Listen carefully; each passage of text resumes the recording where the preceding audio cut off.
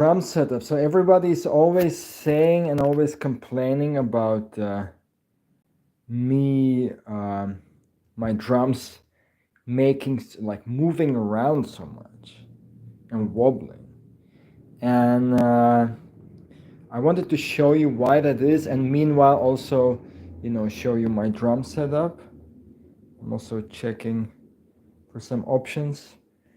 So maybe first of all, why does my drum wobble so much?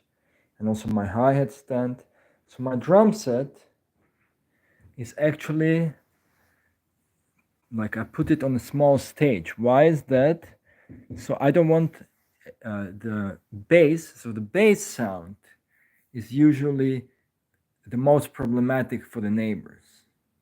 The bass drum and the low sounds. And also we play a lot with our feet, like on the hi-hat, like this, right? So to make life a little bit more comfortable for the neighbors, I installed this free floating floor. And this free floating floor, so I have some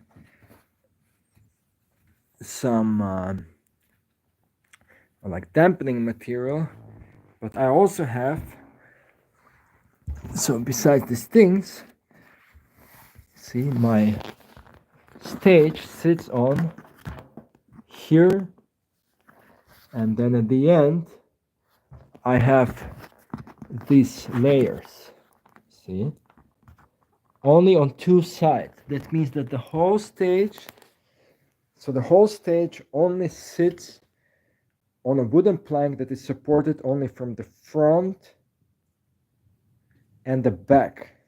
Oh wow, Sonar rescue, yeah man, Sonar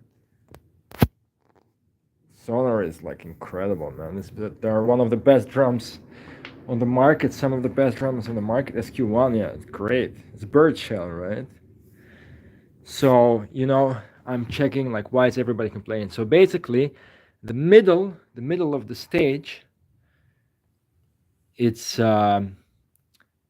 floating. So when I do this, the whole thing shakes, but at least it doesn't go directly to the ground. Also, I only have a limited space here, and I had a problem with my feet because my hi-hat was too much turned. So I bought a two-legged hi-hat stand, like used on Guitar Center, and it's not the best one, the DW3000. And so if I play it, it often moves. So the stage moves, and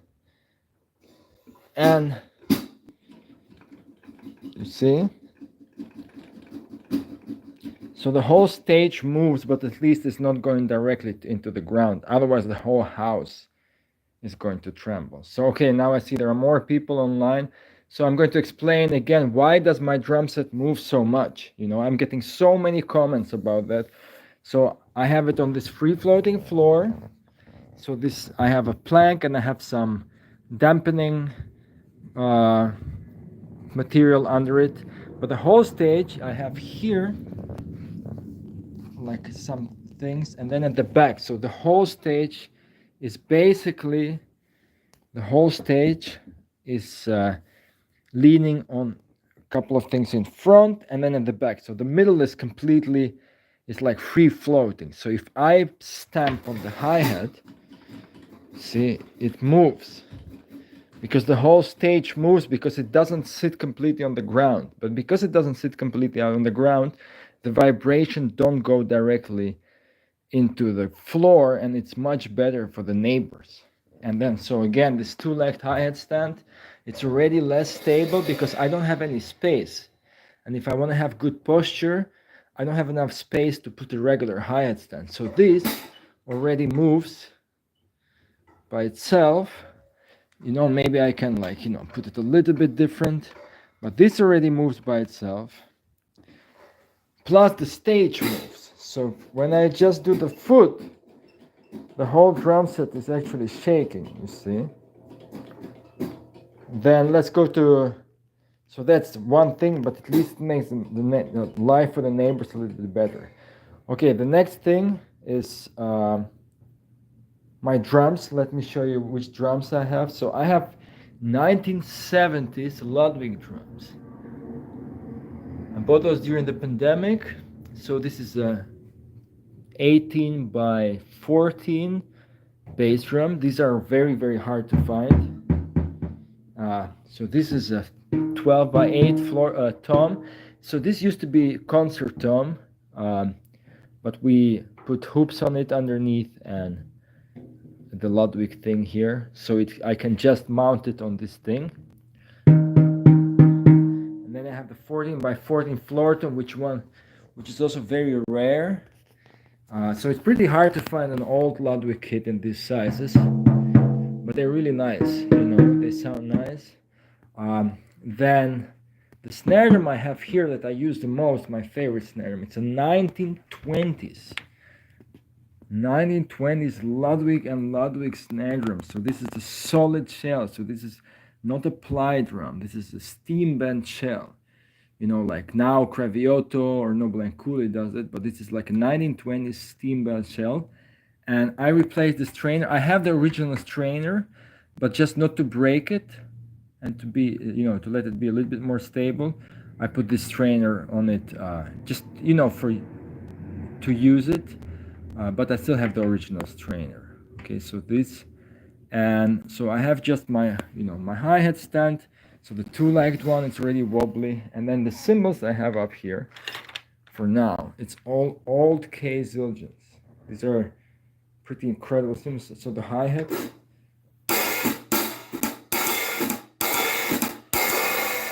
So these are the real handmade Turkish Zildjians, So the current has nothing to do with the current Zildjian company, So you can see the stamp. You see hello, and so this is, they call it an intermediate stamp. I forgot which year.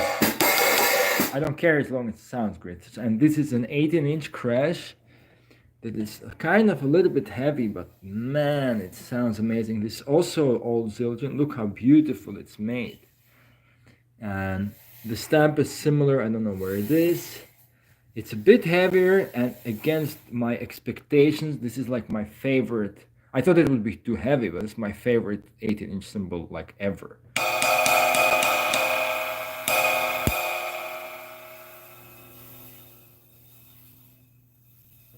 I mean, so what I recommend is that you should really learn the basics from somebody. So, like you can learn it if you want, you can learn it.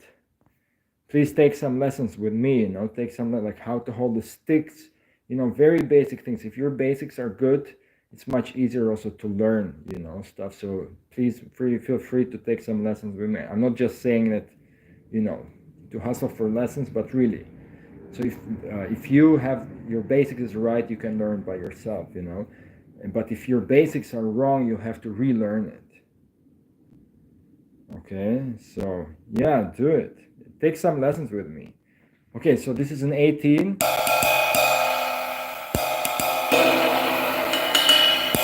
I like it with a sizzle. Without the sizzle, it sounds also pretty good, yeah.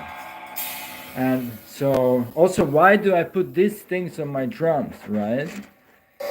I just bought it in the 99-cent store, and it's basically dampening, Also, with this thing, I protect my snare drum to collide with the tom because it moves around so much. But you see, the tom, and if I put some, instead of buying this expensive dampening stuff, you can just put it here, like that.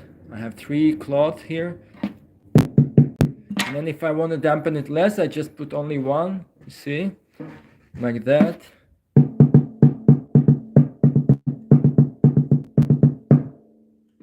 So it's very, very, it's like, my own solution for dampening, because it looks pretty nice. And I used to have paper on the drum, but that was very ugly.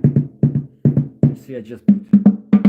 Also, it's very, the drums is very loud. I try to dampen it for the neighbors also, so it's not too loud, Otherwise, it's, yeah, just trying to, be reasonable because I already can play drums at home, which is crazy, Otherwise, you see, if I do this. this cloth. I just put the cloth on top of it. See? And this one, I got this one off eBay without a sound file, and I was very, very lucky. This is an old K, also like they call it a new stamp, it's like the latest production. And man, this one sounds insane. Wait, let me see if I can find the stamp. So there, with this old case, there's a whole thing of like, yeah, the new stamp and the old stamp, and like this one is like better than the other one. Believe me, you just have to, if you find one that is sound incredible, doesn't matter what the stamp is. You know, if you have one that has like an old stamp, but it doesn't sound good, it doesn't matter, you know. So you always go off the sound, you know, don't go off the, where's the stamp? I think somewhere here. Yeah, it's very hard to see. But so this is an old K, 22-inch. It's undersized. So a lot of these Turkish Ks were undersized because they were not measuring it in inches, but in centimeters. Because Turkey, you know, doesn't do inches. So I think it's only the US that does inches. So this is completely incredible. So.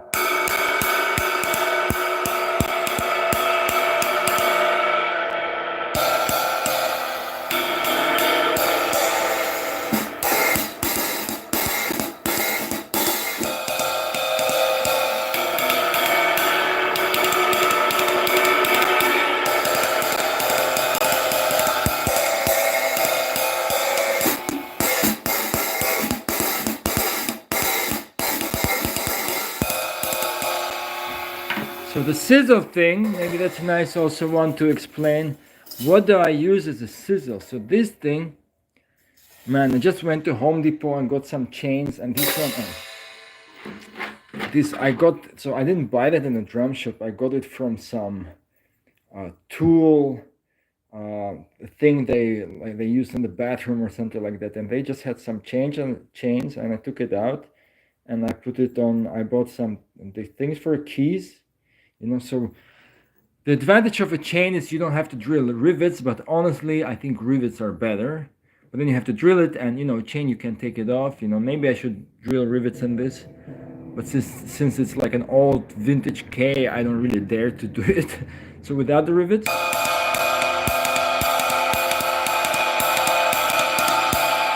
Pretty nice, but with the rivet, so the rivet dampens, with the sizzle, it dampens it a little bit.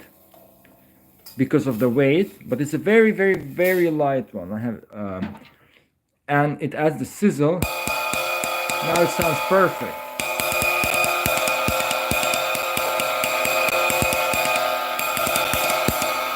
So I have different sticks I can use. This is a different stick.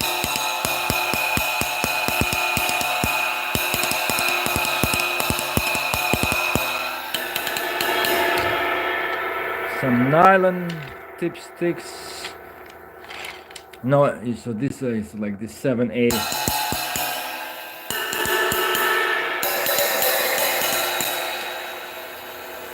And then what I use the DW pedal. I'm not sponsored by anything, so I like this pedal, but with a different beat. The original beaters that comes with the DW, it's way too heavy, and it's good to play like pop or something like that. But for jazz, you know, I have one back in Europe as well. This is like a very nice pedal. I got it like used pretty cheap, you know. But I use this Danmar or something like that. It's very nice, you know. And also, so one thing is like, you don't have to, you know, the beater goes a little bit, it doesn't go completely in the middle because the bass drum is small and the beater is pretty long. But honestly, you don't have to, you know, sometimes it sounds better. So, and I use a small pillow, you know, to dampen it. So again, for my neighbors, you know, if I remove the pillow and then I have some cloth here, see, because without the cloth and without the pillow, let's see, it sounds open, but then, you know, mostly these kind of tones are the ones that are, you know, projecting the most through the whole house. And, you know, if you're curious about like what I use for the setup, for drum heads and everything, I think for jazz the best not only for jazz, like for almost everything. But the best drum head is the Ambassador. I'm not sponsored by Remo or anything, unfortunately, or not yet maybe. But so the Ambassador is the best and the most versatile drum head. So now if you play rock or something, I would use a power stroke. But the Ambassador, so I have Ambassadors everywhere. The previous drum head on my snare was the skin tone. That was very thin, like an orchestral head. It's amazing. It costs a lot of money, and it's very, very delicate. So Ambassador, everything Ambassador. This is like an old one that came with a drum set. And then underneath I have also a coated Ambassador, and I think I have a clear. And in front of the bass drum, sorry, the drum is a bit dusty. I don't know if you can see it. I have a felt strip. You see? I think it's better than having a pillow, is felt strip. And if you want, you can have a felt strip here as well, but I like it wide open. So just a felt strip. I don't have anything in the bass drum. Yeah, if you have questions, by the way, please ask them. And yeah, this snare drum, man, is like unbelievable. I mean, this strainer is kind of ugly, but the original strainer is much, much more beautiful. But like I said, just for practical reasons and not to break that very delicate strainer, I just put this one up. And so this is a solid shell. And it's unbelievable. But so I'll do a different video on snares. I'm getting another snare, also an old Ludwig, tomorrow or the day after tomorrow in the mail, and I'll do like an episode only on snares. Look at that. It's a solid shell. So this is not a ply drum. Solid. So this is a reinforced, you see the rear-ring, so solid shell and the rear-ring. So it's only one ply plus the rear-ring. It's unbelievable. This is like a Ludwig head, it's probably not original. No, but this is totally incredible. Man, I had a lot of snare drums in my life, but this is my favorite snare drum of all time. Man, I just explained why it shakes so much. It doesn't shake because of the bass drum spring. It shakes so much because I have this little stage, and it only depends on this. It stays on these things here and there. So the middle is free floating. So if I do this, everything shakes. So that's why it shakes, because it's on a free floating floor, because I don't want the vibrations to go in the ground. Now if you can see it, you see here, there are a bunch of things, and then at the end there I have the same. So the whole floor is on two things, so the middle is floating. So everything shakes. So when I do this, just with the foot, it shakes. And then the hi-hat stand shakes also because it's with two legs, and this is not such a great hi-hat stand, That's why it shakes, so, But anyway, so this snare drum is completely incredible. 1920s Ludwig.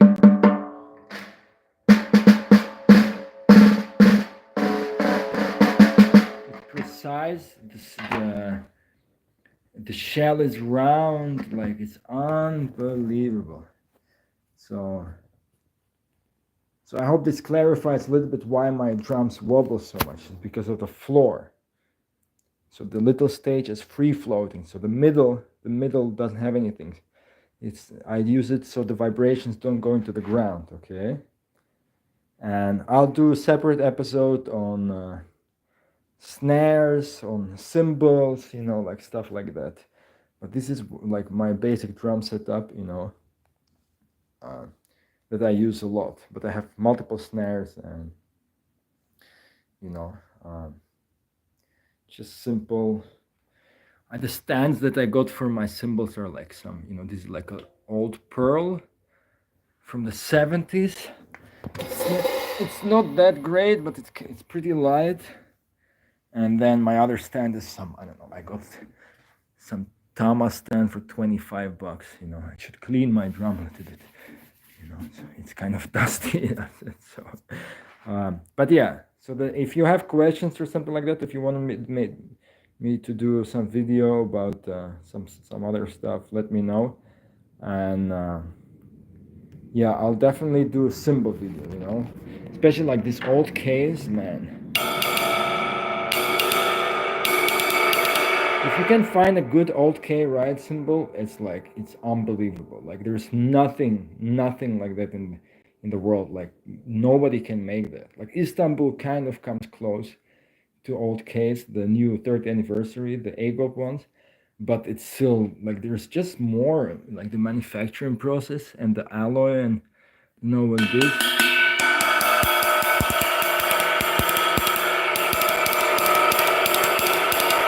Unbelievable, unbelievable. Okay, cool. I'm going to practice. I'm going to do more videos about gear and stuff like that. And yeah, so sorry, I cannot read your name. The guy who asked about drum lessons, please DM me for drum lessons. Yeah, please, if you want drum lessons, you know, I'm happy to give you an online lesson. You know, basic technique, basic how to hold the hands, like everything you need to know, you know. So I would appreciate it. Okay, thanks for tuning in, and yeah, I'll do some more videos like that.